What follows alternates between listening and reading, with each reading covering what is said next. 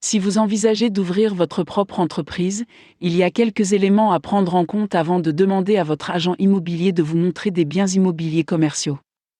De nombreuses personnes commettent l'erreur de mettre la charrue avant les bœufs lorsqu'il s'agit de créer une entreprise. Ils s'inquiètent de trouver un bâtiment pour leur entreprise avant de déterminer le type de bâtiment dont ils ont besoin.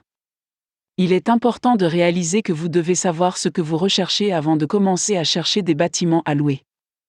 Avant même de parler à un agent de la possibilité de trouver un emplacement pour votre entreprise, vous devez savoir ce dont vous avez besoin pour qu'un espace fonctionne pour votre entreprise. Selon le type d'entreprise que vous souhaitez ouvrir, la taille et les équipements de l'espace peuvent faire une énorme différence.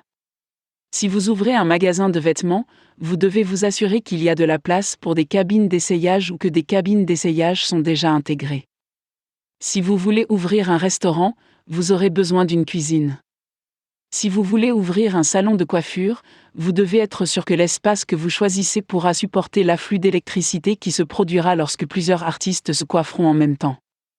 En sachant ce dont vous avez besoin, vous pourrez expliquer à votre agent les commodités qui sont les plus importantes pour vous. Il sera alors en mesure de réduire rapidement et facilement la sélection qui s'offre à vous, de sorte que vous n'aurez pas à examiner de nombreuses propriétés qui ne répondent pas à vos besoins quotidiens.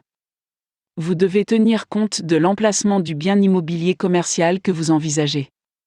Certaines entreprises prospèrent dans une grande ville, tandis que d'autres ont plus de succès dans les zones rurales. Il est important de prendre en compte la demande pour votre activité dans une zone donnée avant de chercher à en trouver une correctement. Vous devez également tenir compte de la concurrence dans la région. S'il y a déjà 10 restaurants dans une petite zone, vous voudrez peut-être trouver un autre endroit où il y a un peu moins de restaurants afin d'avoir de meilleures chances d'obtenir plus de clients.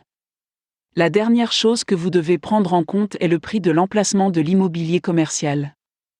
De nombreux baux sont mensuels et vous devez payer le premier et le dernier mois de loyer ainsi qu'un dépôt de garantie. Il est important de s'assurer qu'il s'agit d'un taux que vous pouvez vous permettre de payer pendant les premiers mois, pendant que votre activité décolle. Il est bon de ne signer qu'un contrat de 6 mois pour voir si votre entreprise va prospérer.